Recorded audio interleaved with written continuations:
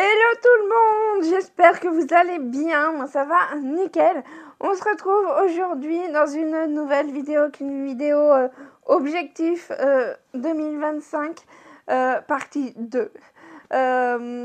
Aujourd'hui on va parler principalement du travail et des finances. Je voulais vous faire un petit bilan bien évidemment 2024.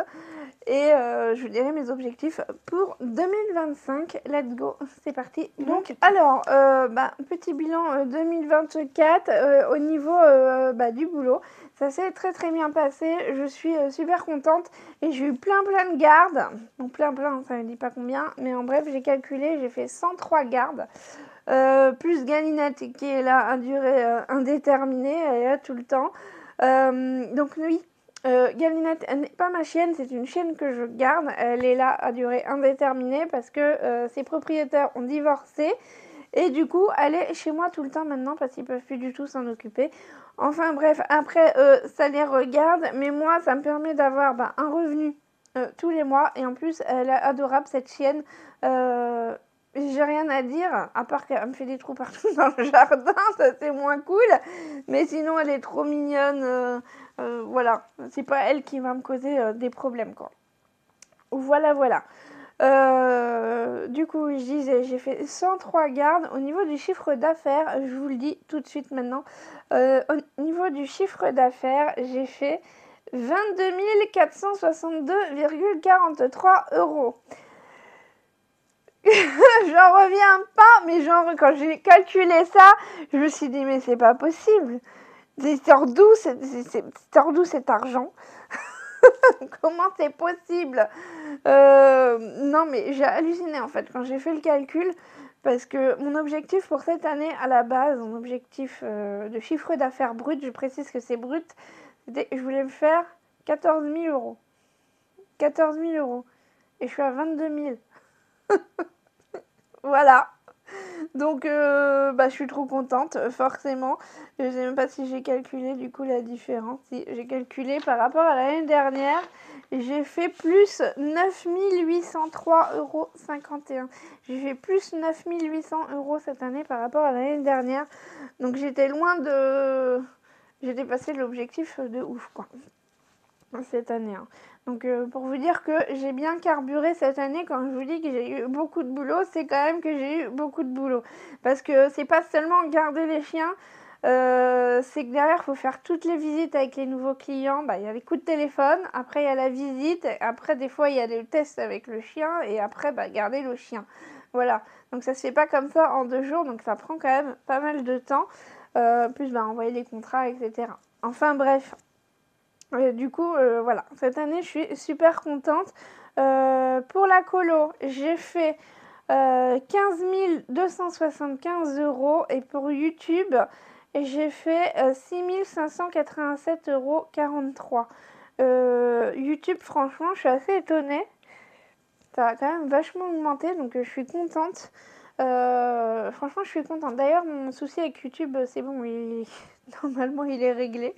Enfin, il est réglé, mon formulaire a été accepté, donc normalement, je devrais pas payer la taxe des 30%, parce que sinon, voilà. Bref, donc je suis assez surprise avec YouTube, et j'ai fait aussi des collabs, et j'ai fait 600 € de collaboration, donc je le note parce que ça fait partie de mon chiffre d'affaires, je le déclare à l'URSSAF, et l'URSSAF va me piocher dans mes collabs. Et dans mes sous d'entreprise, quand ça, il fait ah bah tiens, tu fais de la colo, tu fais du YouTube, tu fais des collabs, merci. Enfin bon, voilà, c'est le jeu, ma pauvre Lucette. Au niveau de l'URSSAF, j'ai payé 4 893 €, donc presque 5 000 €. Bon je vous dis, ils aiment bien se servir, ils se servent, ils se gênent pas. Donc au final, il me reste 17 569,43 €. Donc c'est pas mal. Finalement, j'allais dire j'ai atteint, mais non, c'était bien 14 000 €. Je revérifie parce que j'ai un doute. Maintenant, je crois que c'était 18 000 €, mais non, c'était bien. Il est où mon truc?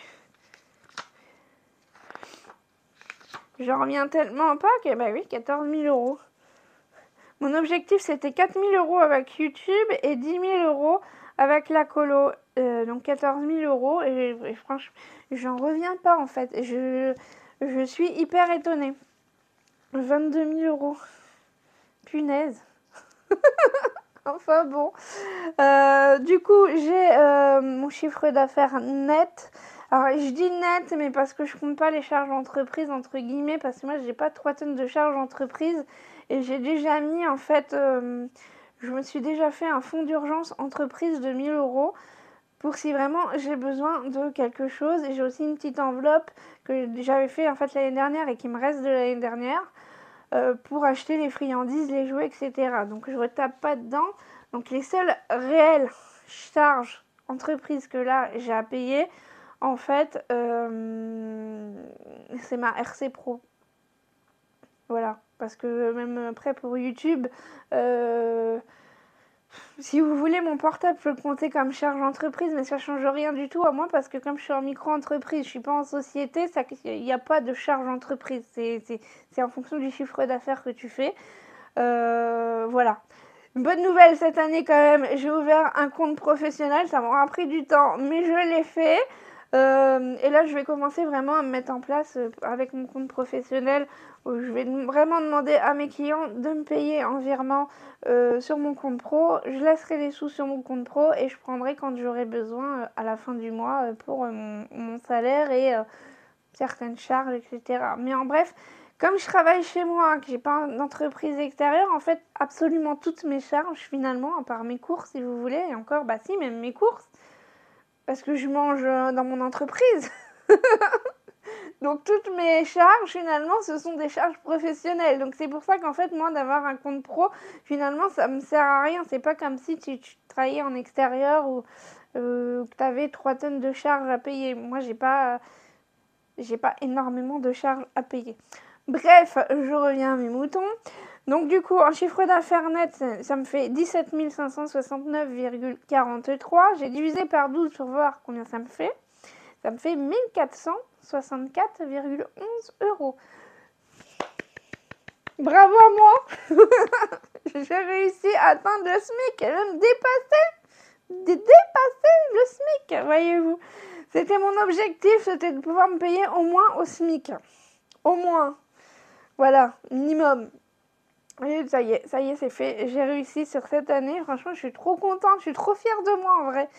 Il y en a qui me disent, ah, SMIC. Oui, mais je m'en fous. Je m'en fous. En 3 ans, même pas 3 ans, parce qu'en 2 ans et demi, eh ben, j'ai quand même réussi à me payer au SMIC, finalement. Donc, je suis trop fière.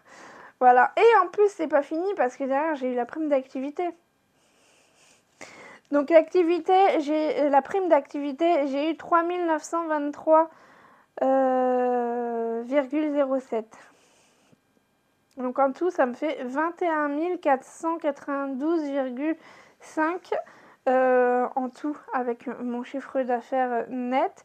Donc en bref, la prime d'activité, ça me rembourse presque l'URSSAF à 1 000 € près. En fait, c'est comme si j'avais payé 1 000 € finalement d'URSSAF. Donc heureusement qu'il y a la prime d'activité finalement. Donc ensuite, si je fais vraiment mon chiffre d'affaires net plus ma prime d'activité que je divise par 12 pour les 12 mois de l'année, ça me fait 1791,04 €. Donc je suis fait un salaire net finalement avec la prime d'activité de 1 800 € par mois. C'est juste énorme. Quand j'ai lu ça, j'ai fait les calculs, j'ai recalculé au moins 2 ou 3 fois. Je me suis dit, c'est pas possible. 1 800 €, je me suis fait. Ils sont où les sous? Ils sont où? C'est que moi je me rends pas compte parce que quand j'ai des sous qui arrivent petit à petit au long du mois, bah finalement j'ai jamais 1 800 € qui sont sur mon compte, jamais. Donc, du coup ça me fait bizarre. C'est pour ça que là maintenant je laisse les sous sur mon compte pro. Les gens me font le virement et puis à la fin du mois je me ferai un vrai virement. Ça me permettra de bien voir en fait la somme qui rentre, etc. Voilà. Mais bref, j'ai jamais eu un salaire comme ça en fait. Même en travaillant en tant que salarié, parce que j'ai jamais travaillé à 35 heures, parce que comme j'ai des soucis de santé, en fait, j'ai toujours travaillé à temps partiel ou à mi-temps. Donc je me suis jamais fait un revenu comme ça. Et là, de me dire que c'est moi qui l'ai fait, travailler chez moi, créer mon entreprise, ben il y a quand même la fierté. Voilà, je suis fière. Je suis fière de moi. Non mais voilà, c'est tout. Bon, j'arrête de me lancer des fleurs. Il y a un autre truc, une comparaison que j'ai faite et qui pour moi est très importante. C'est par rapport à l'année dernière et par rapport à cette année. Donc l'année dernière, pour la colo, j'étais à 9 031,94 €. Donc 9 000 € quoi, en bref. Et pour la colo, cette année, je suis à 15 275. Donc ça me fait une augmentation de 6 243,06. Donc c'est énorme, 6 200 € en plus, c'est énorme, bien évidemment, je suis contente, etc. Mais, je n'oublie pas qu'il y a Galinette. Donc Galinette, là, elle vient d'avoir 12 ans. 12 ans, ça équivaut à 85 ans en âge humain. Donc je sais très bien qu'elle va pas durer encore éternellement. Après, j'ai pas envie qu'elle reste en vie juste pour avoir de l'argent. Hein. C'est juste que maintenant, Galinette, c'est aussi ma toutoute finalement. Mais je le prends en compte dans mon budget, dans mes objectifs pour cette année. Mon objectif mon chiffre d'affaires, je vais y arriver, mon chiffre d'affaires pour cette année. Il ne faut pas que je prenne en compte qu'il y a Galinette parce que malheureusement, elle peut ne plus être là à n'importe quel moment. Sa maîtresse, elle peut aussi vouloir la récupérer à n'importe quel moment. Donc voilà, donc c'est une exception, on va dire, en mon chiffre d'affaires pour mon entreprise. Donc j'ai fait plus 6 243 €, mais si j'enlève Galinette, en fait, j'ai fait plus 2 643 €. Donc c'est toujours un plus, 2 600 €, mais c'est pas, voilà, c'est pas 6 000 € quoi. Il y a encore des choses, il y a encore du boulot. C'est pour ça aussi que je veux absolument finir mes cabanes cette année pour pouvoir vraiment être focus sur mon entreprise et pouvoir faire de la pub, etc. Parce que pour l'instant, je fais 0 pub et tous les clients que j'ai, alors d'un côté c'est bien parce que ça veut dire que j'arrive quand même à avoir plein de clients, à être complète juste avec Google et le bouche à oreille. Donc ça c'est cool. Mais une fois que vraiment ma colo sera finie d'installer et que tout sera bien sécurisé, qu'il y aura les cabanes, etc., je pourrais vraiment faire de la pub sur Facebook, sur les groupes de chiens, etc., autour de moi, etc. Là, je peux vraiment faire de la pub et vraiment développer plus mon entreprise. Mais pour ça, il faut que vraiment je finisse les travaux. Voilà, donc cette année, c'est pour ça que c'est l'objectif, c'est de vraiment finir les travaux, installer le portail et les cabanes et la clôture de la mare pour qu'une fois que ça se sera fait, je sois tranquille et je puisse recevoir les gens et tout correctement aussi à la maison, quoi. Voilà, donc je suis quand même contente parce que j'ai fait plus 6 000 €, mais j'ai toujours quand même cette réserve de me dire que j'ai une bonne partie qui vient de Galinette. Ça, faut pas que je l'oublie, que je me dise pas, ah mais ça, je vais faire ça tous les ans, parce que non, je vais pas faire ça tous les ans. Voilà. Pour YouTube, par contre, quand même, bonne surprise.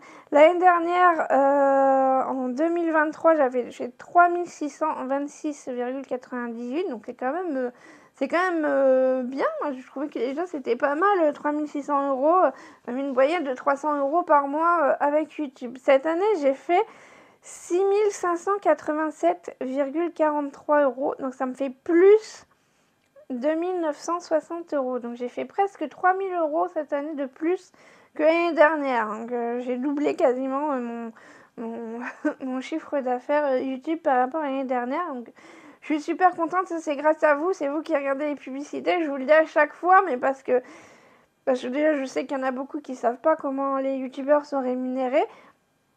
Et puis c'est pour vous remercier parce que c'est grâce à vous que je peux avoir des revenus YouTube quand même parce que vous regardez les pubs. Donc merci beaucoup à toutes les personnes qui regardent les publicités. Voilà, donc je suis contente. J'ai pas calculé combien ça faisait par mois avec YouTube. Je vais calculer de quel âge je vais faire le calcul. 6 587,43 divisé par 12 égale quand même, ça me fait une moyenne de 548,95. Donc ça fait 550 € en moyenne avec YouTube par mois. Franchement, j'aurais pas cru. Hein. Merci. Merci à toutes les personnes qui regardent les publicités. Voilà, je suis contente. Au moins, je fais pas ça dans le vide. Ça fait plaisir. Voilà. Sinon, après, je sais même pas si la vidéo va faire une éternité. J'ai encore plein de trucs à dire et j'aime pas commencer mes objectifs de 2025. Bon, voilà pour mon chiffre d'affaires de 2024. Donc, comme vous l'aurez constaté, je suis super contente. Jamais j'aurais cru faire un tel chiffre d'affaires. Donc, franchement, je suis ravie, plus que ravie. On pourra dire que j'ai pas chômé. Ça, c'est sûr. J'ai pas trop avancé sur la maison et sur la vie perso, etc.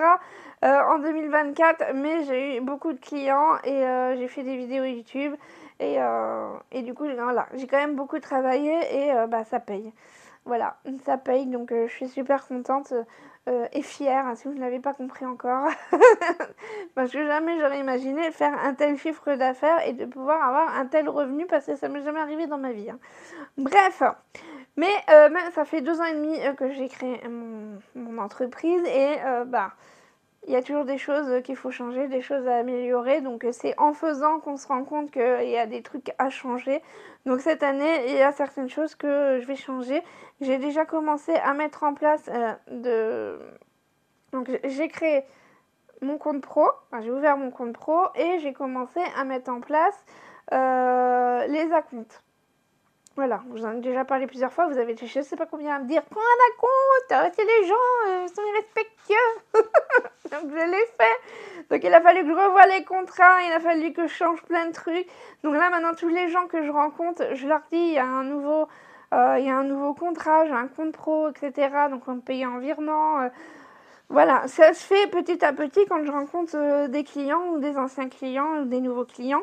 C'est plus facile finalement de parler avec les nouveaux clients qu'avec les anciens parce que principalement pour le paiement parce qu'il y a beaucoup qui ont l'habitude de me payer en chèque. Donc pour l'instant j'accepte encore les chèques, mais j'aimerais bien que les gens ils me payent soit en espèces ou soit par virement bancaire parce que dans le futur j'aimerais bien prendre une banque en ligne et ne plus être au Crédit Agricole, donc je pourrais plus déposer de chèques. Voilà, donc il faut que ça change, mais bon de toute façon pour l'instant il y a encore le temps. Bref, donc là c'est des choses qu'il faut encore que je mette en place. Et là dans mon numéro 1 j'ai mis prendre obligatoirement un acompte. Sauf que en fait moi ce qui me pose problème c'est que des fois j'ai des demandes de garde en urgence. Comme je vous avais raconté l'autre fois, j'avais une urgence et du coup les gens aussi ils me payent quand ils ont envie de me payer, vous voyez. Il faut un acompte. Et oui, je vous ferai un acompte, à telle date ou telle date. Sauf qu'au final, ils le font toujours pas. Donc il faudrait que je modifie encore ça. Et on m'a dit, sinon tu mets une date butoir. Ils ont jusqu'à telle date pour verser l'acompte pour que leur réservation soit faite. Sinon, il n'y a plus de réservation. C'est-à-dire qu'il va falloir encore que je modifie le contrat. Il faut que je vois comment je vais mettre ça dans le contrat. Je sais pas quelle date, combien de temps il faut que je mette de délai pour verser l'acompte pour la réservation. Sachant que moi, des fois, j'ai des chiens ici. Ils réservent, il y a des gens, ils réservent pour des mois. J'ai déjà des réservations. Depuis le mois de décembre, j'ai déjà des réservations pour le mois d'août. Voilà. Mais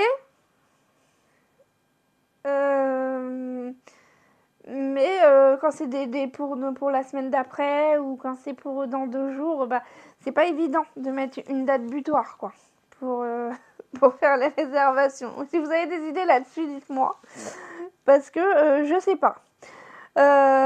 Sinon aussi, j'ai prévu un nouveau truc cette année et ça, je pense que ça va me faire beaucoup de bien, ça va m'arranger. De mettre des nouveaux horaires d'arrivée et de sortie. Ça veut dire que les horaires, ce sera de 8h30 à 10h.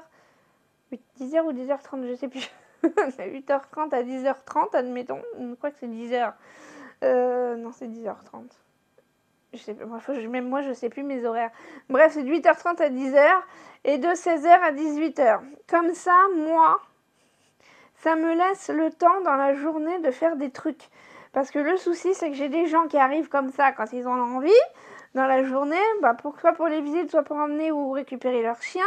Donc j'ai des gens qui viennent tout le temps, sauf que je ne peux pas entamer un truc, je sais pas, dans le jardin ou quoi, s'il y a des gens qui viennent n'importe quand. Je ne veux pas accueillir les gens alors que je suis en train de faire du jardinage et que je suis toute dégueulasse, quoi. Enfin, voilà.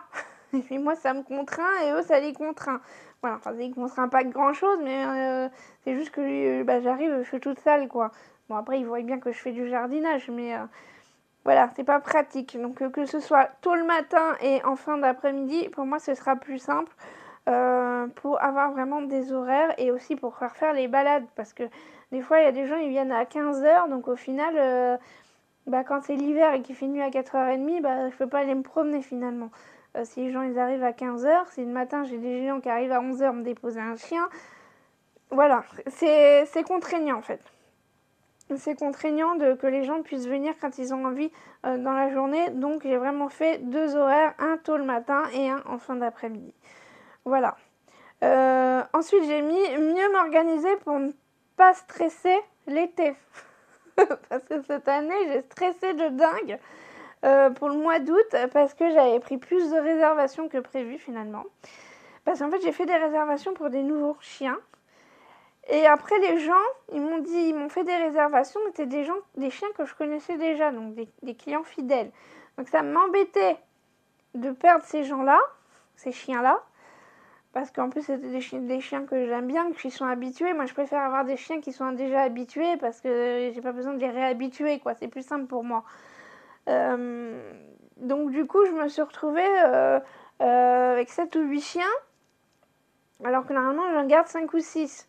Enfin, c'est pas énorme en plus, vous allez me dire. Mais c'est pas le même rythme quand t'as 8 chiens que quand t'en as 5 pour aller faire les balades, pour les surveiller, c'est pas la même chose non plus. Voilà.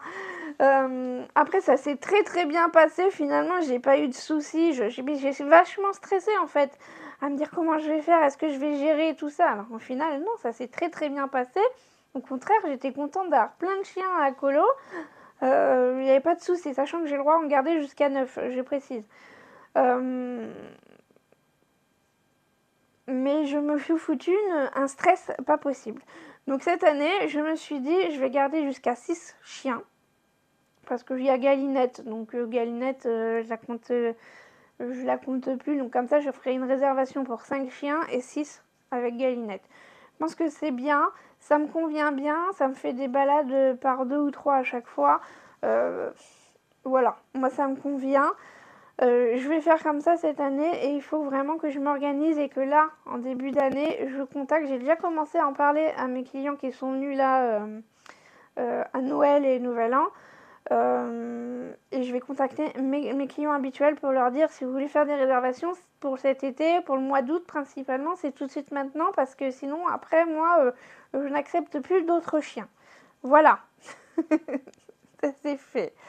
J'ai mis aussi ne pas avoir peur de refuser un client. Si je vois qu'il y a un client qui est trop... Parce que c'est pas forcément les chiens. Il y a des chiens, je vois, quand ça passe pas, je le dis, ça passe pas, ça passe pas. Voilà, un jour j'ai une dame au téléphone, il y a 2 jours, elle m'a appelé pour cet été justement en me disant qu'elle a 2 chiens à faire garder, etc. Donc je lui dis, est-ce que vos chiens ils sont sociaux avec les autres? Parce que moi il n'y a pas de box, etc. Les chiens ils vivent, ils dorment tous ensemble. Voilà, c'est le principe de ma colo. C'est pour ça qu'ils m'appellent une colonie de vacances. C'est que les chiens ils vivent tous ensemble toute la journée et ils jouent ensemble. Elle me dit oui, ça passe bien avec les gros, mais avec les petits, ça passe pas très bien. Bah oui, mais non, du coup. Bah oui, mais des fois j'ai des petits chiens, je veux pas savoir quel chien je vais avoir à ce moment-là. Moi, il faut que les chiens ils passent avec tous les autres chiens, et même si votre chien ça passe pas avec les petits, bah non, je peux pas le garder. Voilà, donc ça je le dis. Mais quand c'est des clients, des fois c'est plus compliqué. Parce que si ça, le problème vient du chien, bon bah je vous le dis, le problème vient du chien, mais quand c'est la personne en face qui me pose problème, c'est plus compliqué des fois. Donc je sais pas, en ce moment par exemple, j'ai une personne, ça fait depuis le mois de septembre. Ça fait depuis le mois de septembre que à la base on devait se voir, elle a repoussé le rendez-vous au moins 7 fois.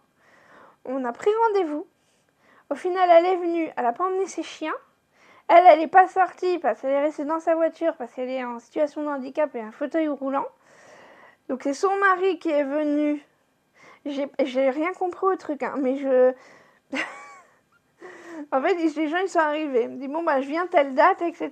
Donc, moi, j'ai toujours eu contact avec la dame. Elle m'avait dit qu'elle était en situation de handicap, mais je savais pas qu'elle était handicapée physique. Je pensais pas qu'elle pouvait marcher, quoi.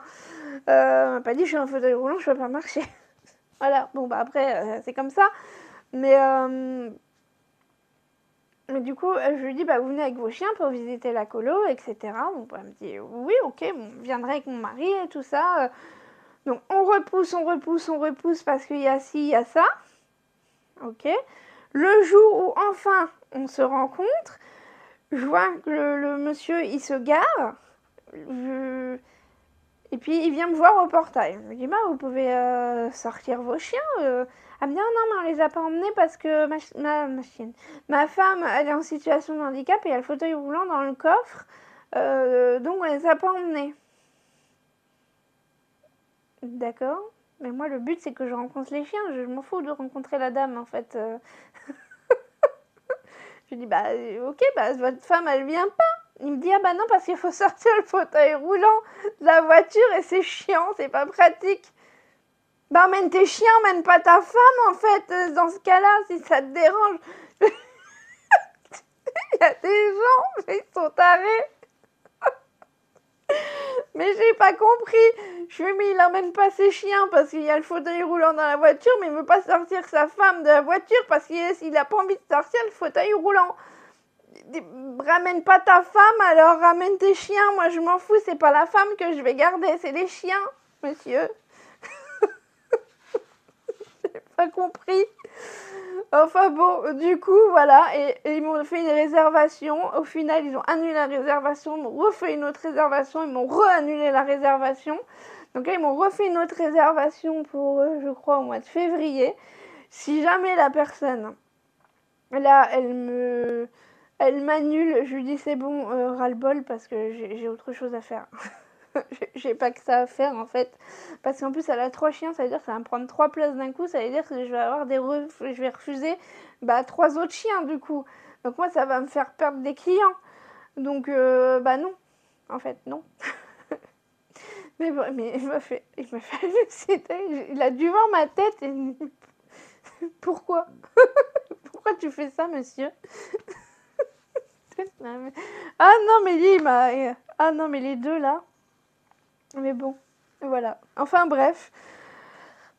Donc pas avoir peur de refuser des clients si des fois il y en a qui sont trop irrespectueux ou qui sont trop chelous comme ça parce que c'est pas possible. Ou si je vois que vraiment les gens des fois aussi ils ont du mal à payer ou qui chipognent pour 5 euros. Ah oui mais on est venu chercher à telle heure, vous faites la demi-journée. Ah non bah non en fait c'est pas c'est pas vous qui faites les tarifs hein. Non, non. Donc si ça, je le marque, une petite annotation dans mon cahier, client chiant. Ou client qui a annulé 50 fois. Il y en a qui viennent, ils préviennent même pas. Voilà, donc ça, je le note dans mon cahier pour retenir pour après, quoi. Voilà. Bref, c'était la petite anecdote. Ensuite, j'ai trouvé un logiciel de facture parce que moi, je fais tout à la main. Donc aussi, ça me prend une éternité. Donc j'aimerais bien trouver un logiciel de facture qui ne coûte pas une blinde parce que le souci, c'est que tout ce qui est logiciel et tout ça comme ça, là, c'est que des abonnements. Il faut payer je sais pas combien tous les mois à chaque fois et j'ai pas envie de payer une somme folle à chaque fois. C'est 10 euros. 10 euros pour un logiciel de facture, 10 euros pour un logiciel de montage, 10 euros pour un truc de mail, 10 euros pour un truc de je sais pas quoi. Enfin bref, ça a vite fait à faire augmenter la note. Donc moi j'essaye vraiment d'aller dans le gratuit. Oui, je suis une radine, mais je l'assume.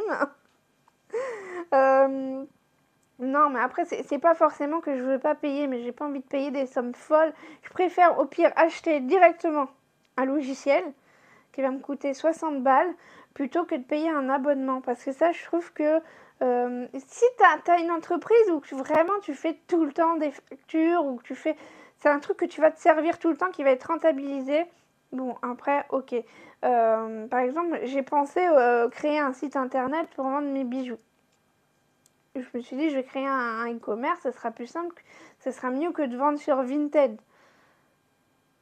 Même si, mais je me dis non, mais en fait, c'est une fois dans l'année. C'est une fois dans l'année ou peut-être 2 fois dans l'année que je vais faire ça. Mais pour l'instant, je le fais une fois dans l'année aux périodes de Noël. Je vais pas payer 10 euros tous les mois, en fait, une plateforme, un site internet. Pour au final, une fois dans l'année, que je vais même pas, peut-être même pas me faire 120 euros. D'ailleurs, j'ai bien vendu cette année, je l'ai même pas dit. Je l'ai même pas dit, mais pour mes petits bijoux là, une petite boucle d'oreille sur Vinted, je me suis fait 192 euros. Voilà, j'ai vendu 10 paires de boucles d'oreilles, donc bah, je suis contente. Merci à ceux qui ont fait des petites commandes. J'espère que ça vous a plu. Non, vu les retours, normalement, ça vous a plu. Donc, bah, voilà, ça fait plaisir. Bref, c'était la petite touche bijoux. Donc bref, j'ai envie de vraiment trouver un logiciel de facture cette année et pas faire toutes les factures individuelles. D'avoir un truc qui me simplifie la vie, quoi. Voilà. J'ai mis aussi m'organiser dans la gestion des mails et des réservations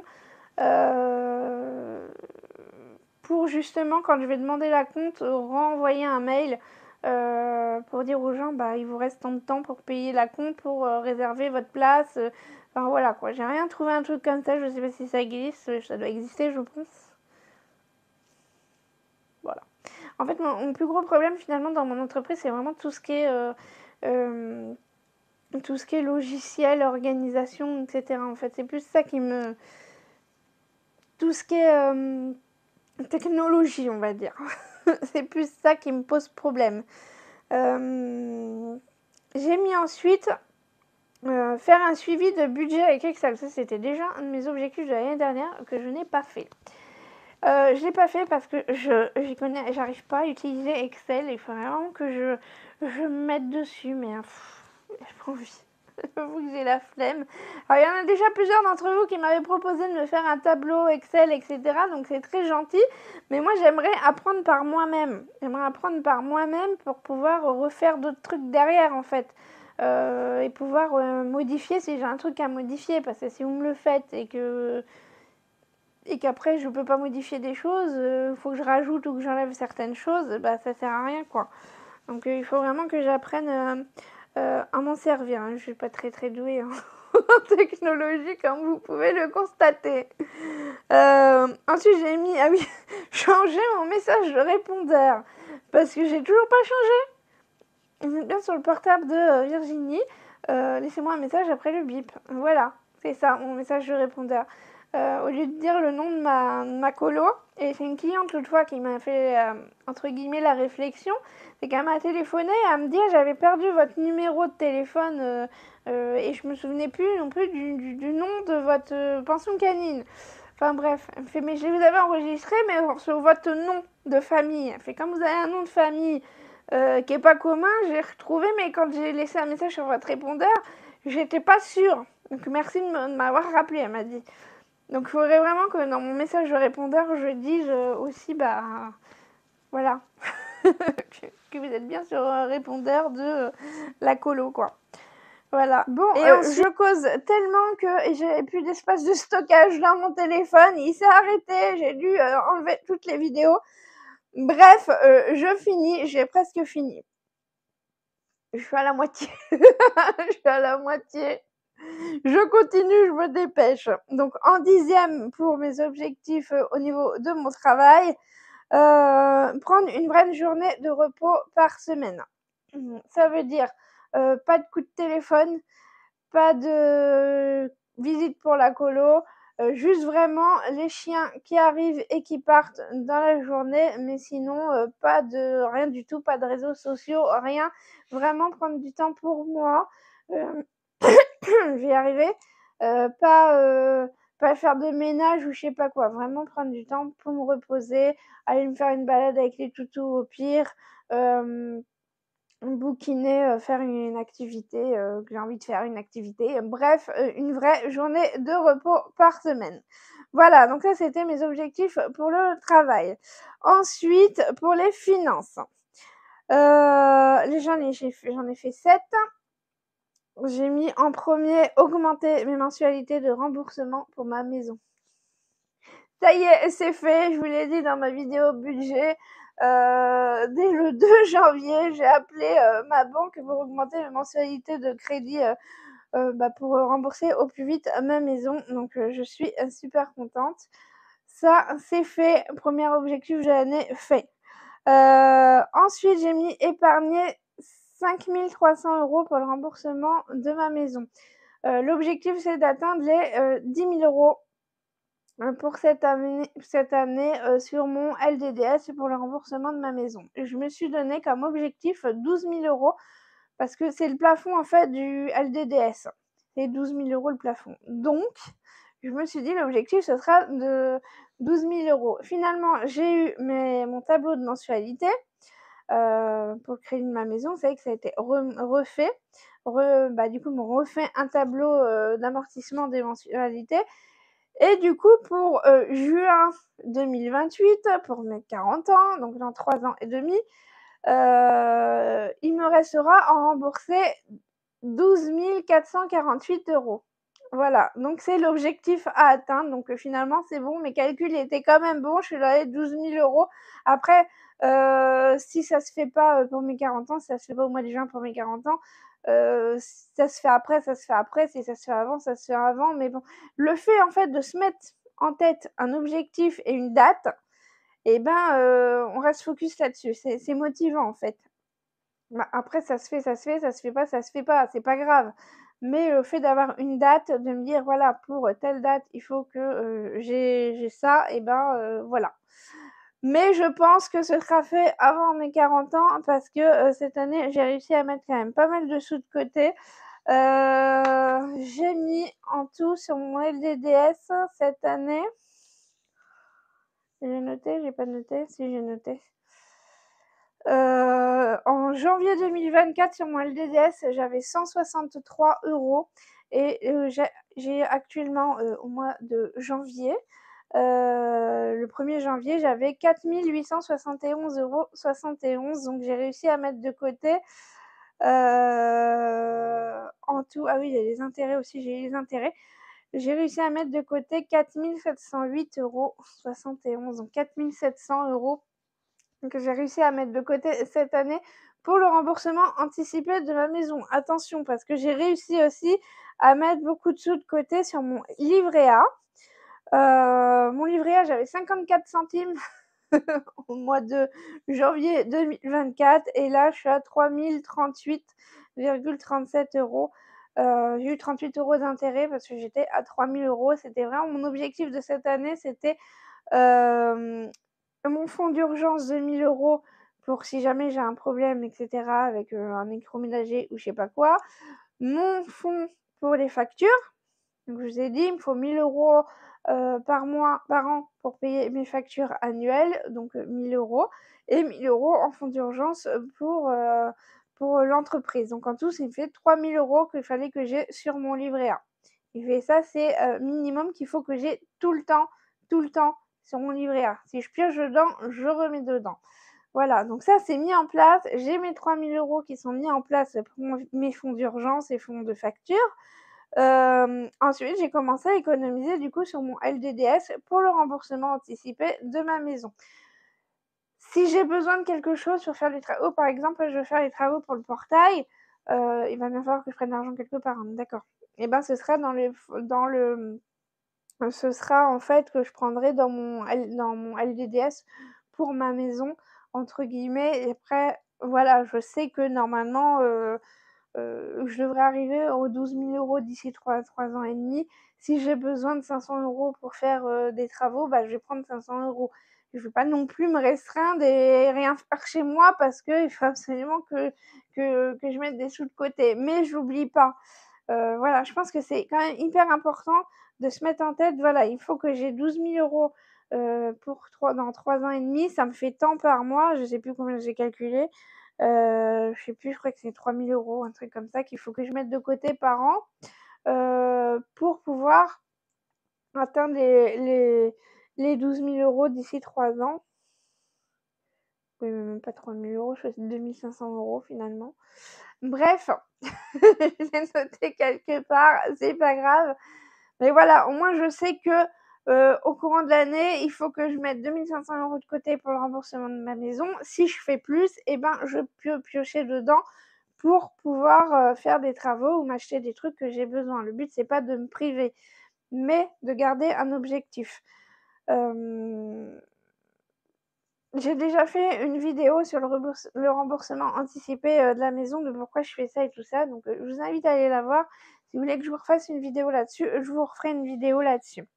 Voilà, donc bref, là, je me suis dit cette année, il faut que j'atteigne les 10 000 €, sachant que cette année, j'ai quand même réussi à économiser, 8 200 €. Ouais, j'ai économisé, 8 200 € avec les intérêts en plus de la banque. Heu Donc je pense que, je peux réussir à économiser 5 000, même si j'ai, augmenté un peu mon niveau de vie et que j'ai augmenté, mes mensualités de remboursement. C'est pour ça que je me suis dit: «Je me mets 5 300 €, à mettre de côté cette année». Je pense que c'est faisable. Je pense que c'est faisable. Voilà. Au niveau de mon chiffre d'affaires, j'ai décidé de faire à peu près le même chiffre d'affaires finalement que, j'ai fait cette année en 2024, donc 22 200 € de chiffre d'affaires brut. J'ai pas envie de me mettre la pression là-dessus parce que finalement, c'est un budget qui me convient à moi. Le but à moi, c'est pas de faire toujours plus et de me dire: «Ah, il faut que je fasse plus cette année, il faut que je fasse ci, il faut que je fasse ça». L'objectif, ça va être de faire cet argent-là, mais sans compter Galinette dedans. Je sais pas si vous comprenez ce que je veux dire. Je sais que Galinette, j'en ai pour, si elle dure encore, toute l'année, après je touche du bois, ça me fait 3 600 € à l'année. Donc là, l'objectif, c'est d'atteindre les 22 200 € sans compter Galinette. Là, ça veut dire qu'il y aura vraiment un développement de mon entreprise et voilà, et c'est ce que je veux. C'est ce que je veux. Développer mon entreprise, mais j'ai pas non plus pour objectif, de devenir, millionnaire. C'est pas mon objectif à moi, c'est de faire un boulot qui me convienne, qui convienne aussi à mon niveau de santé, de pouvoir quand même avoir une vie à côté. C'est pas d'être tout le temps dans le travail pour pouvoir, gagner plus, hein, c'est pas l'objectif. Là, si j'arrive à avoir un SMIC, cette année, j'ai réussi à me faire un SMIC, je suis contente, j'ai même fait plus, grâce à la prime d'activité. Donc moi, c'est un salaire qui me convient très bien. J'ai pas besoin de gagner des mille et des cents. Mais il faut quand même que, j'ai toujours régulièrement des nouveaux clients pour faire, bah, tourner quand même mon entreprise. Voilà, donc ça, c'est plus ça, ça va être plus de fidélité, de fidélité, de fidéliser, mes anciens clients, mais aussi toujours d'avoir, bah, des nouveaux clients pour pouvoir, bah, continuer et faire, perdurer, mon entreprise, parce que, ben, voilà, c'est normal. Voilà, donc l'objectif, 22 200 € de chiffre d'affaires, brut, cette année.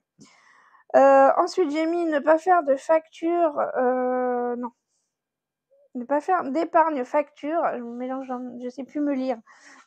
Pas faire d'épargne facture parce que ça, je vous l'ai déjà dit plusieurs fois.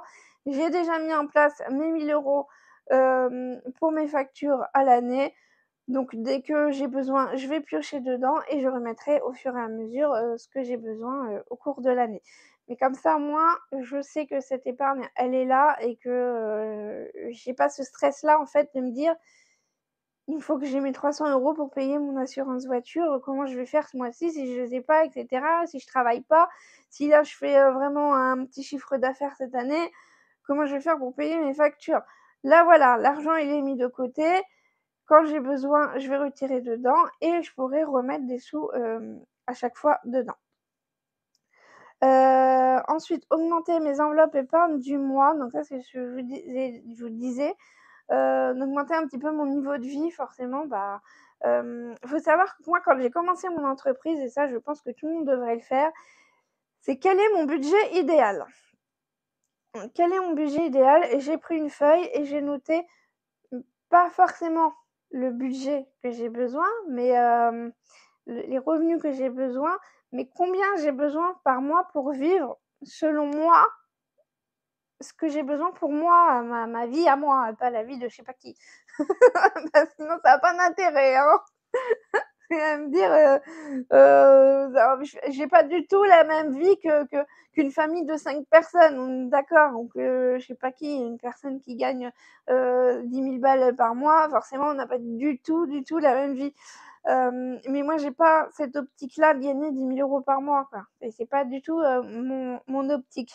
Donc quand j'ai voulu commencer mon entreprise, j'ai noté combien j'ai besoin par mois, pour vivre exactement en fonction de ma vie à moi. Comme ça me donne un chiffre de revenus que j'ai besoin de faire avec mon entreprise.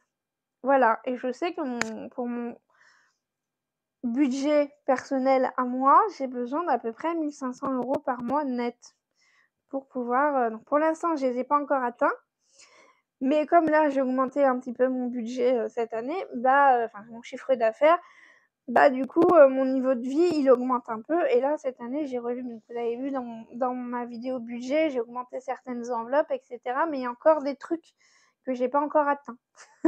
On verra l'année prochaine. Voilà. Ensuite, commencer des défis, pour mes épargnes projets. Donc là, je vous en ai parlé aussi, bah, mes petits défis, hem, pour cette année-là. Ils sont là.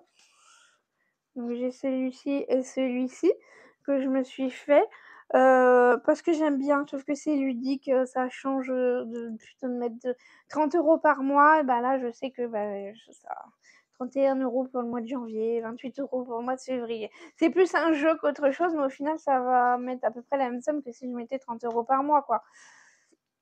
Mais voilà, c'est juste que j'aime bien ce format-là, pour mes projets. Voilà, après on fait pas, chacun son délire, hein. En dernier, pour mes finances, j'ai mis, me renseigner sur les investissements en bourse.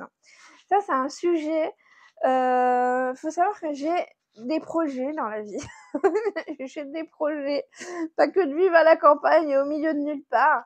Je cherche d'autres façons aussi d'avoir des revenus que, bah, mon entreprise actuelle, que ce soit, YouTube ou que ce soit, pour la colo, c'est des entreprises physiques. J'ai besoin de travailler entre guillemets pour enfin pas entre guillemets, j'ai besoin de travailler pour avoir des revenus. On est d'accord?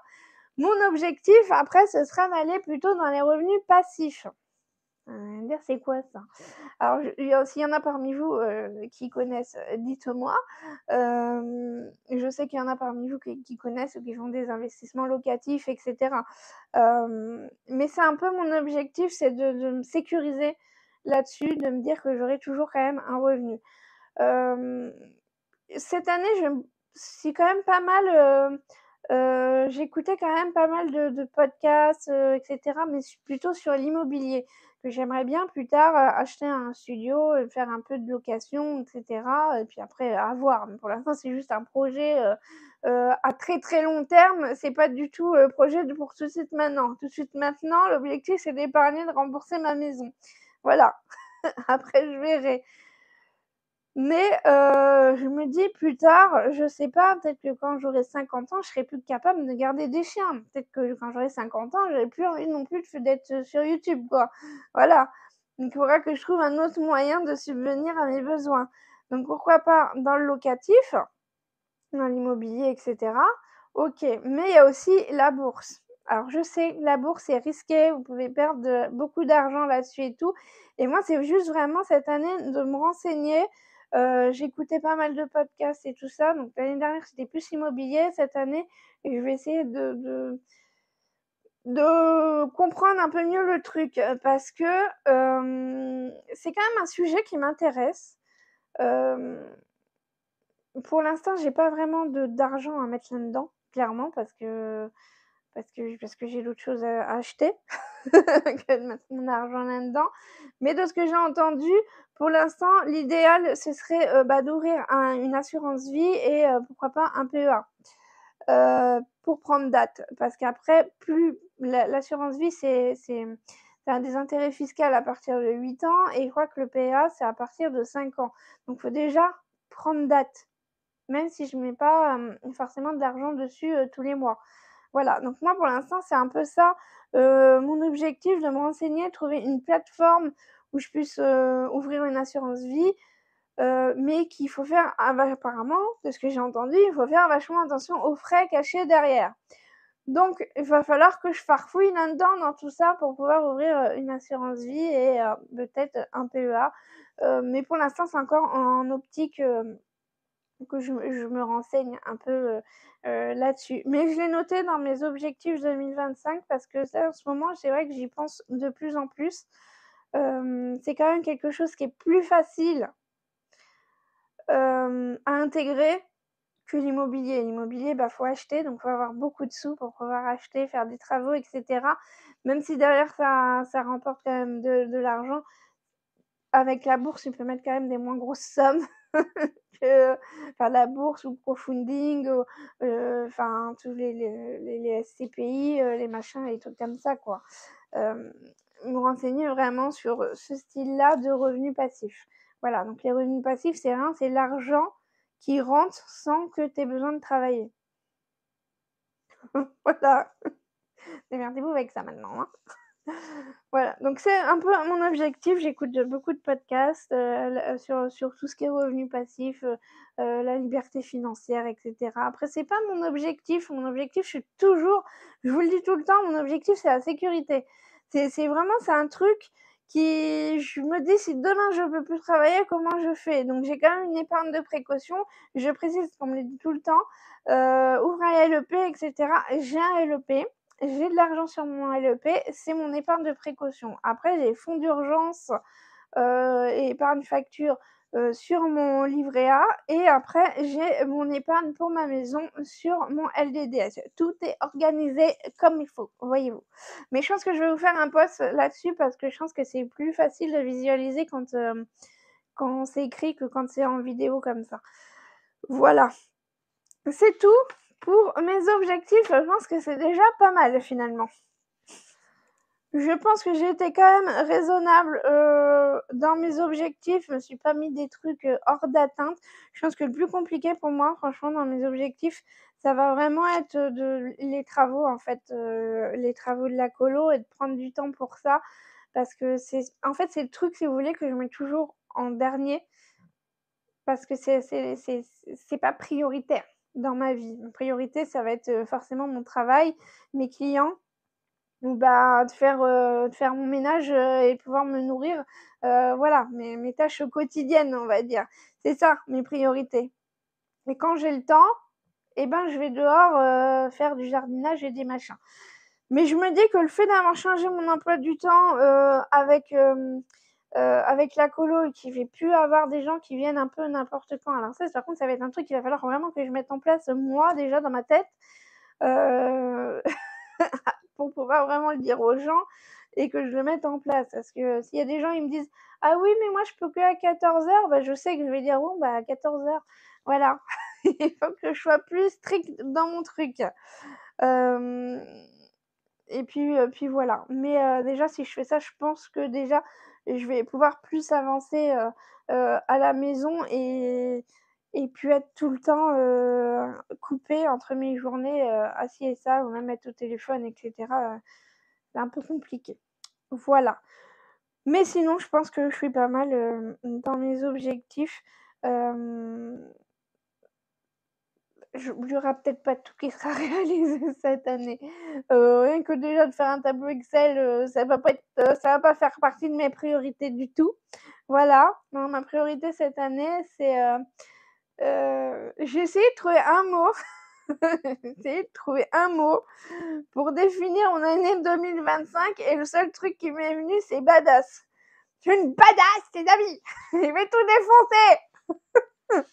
Je vais tout défoncer cette année. Je veux finir mes travaux, que j'ai commencés et à trouver plein de clients et aussi prendre soin de moi et voilà. Il faut que j'arrive à trouver un équilibre là-dedans. Mais sinon, j'adore l'idée en fait, je crois que le meilleur objectif de cette année que je me suis lancé, c'est vraiment de faire une sortie, 1 fois par mois pour, aller visiter d'autres trucs et en fait, j'ai trop hâte parce que j'ai l'impression c'est comme si je me prenais une journée de vacances et que j'allais visiter un truc et je pense que je pense que c'est une bonne idée. Vous me direz si vous trouvez que c'est une bonne idée, 1 fois par mois, de sortir à côté de chez vous, mais aller visiter un endroit que vous n'avez jamais visité ou que vous dites: «Ah bah tiens, j'aurais bien visité ça» et vous passez devant, régulièrement et en fait, bah là, voilà, c'est le moment d'y aller. Bref, j'arrête de causer, la vidéo elle va faire 10 000 tonnes de temps comme d'hab. Dites-moi vous si vous êtes posé des objectifs et quel objectif, vous vous êtes posé. Si vous vous êtes comme moi que vous en avez mis, je sais même pas, il y en a combien? Il y en a 27. Vous avez 27 objectifs ou si vous en avez 2 ou 3 ou vous n'en avez rien à cirer, vous êtes en mode Jumanji, on verra, ça passe ou ça casse, je vais essayer de rester vivant. En 2025, ce sera déjà pas mal. Voilà, dites-moi. Bon allez, j'arrête de blablater et je vous dis à jeudi dans la prochaine vidéo. Allez, bye!